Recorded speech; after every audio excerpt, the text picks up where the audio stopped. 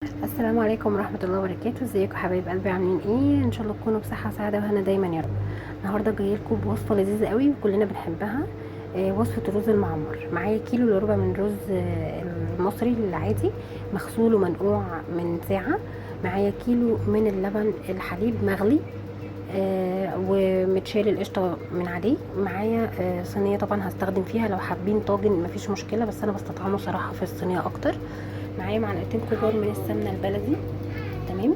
معايا هنا علبة زبادي على معلقة كبيرة من السمنة البلدي على القشطة بتاعة اللبن اللي انا خدتها منها. معايا هنا فلفل اسود ومعايا قرفة ومعايا ملح. تعالوا نشوفوا هنعمل ايه مع بعض. احنا هنحط هنا السمنة. بسم الله. يعني بعد ما حطينا السمنة هننزل باللبن. بسم الله بسم الله الرحمن الرحيم. ده كيلو من اللبن على كيلو الا ربع رز. تمام. التركه بقى الحلوه رشه فلفل اسود، رشه القرفه الناعمه. تمام كده. هحط طبعا الملح بتاعي. بسم الله الرحمن الرحيم. وهقلب كويس وارجع لكم. انا قلبت كل المكونات، اللبن والسمنه والفلفل الاسمر والقرفه والملح، قلبتهم كلهم مع بعض.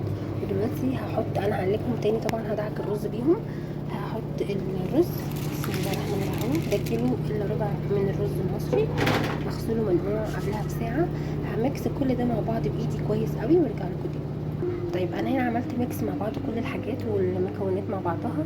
هدخله الفرن يكون شغال قبل ما اضيف الصينيه فيه ب10 دقايق.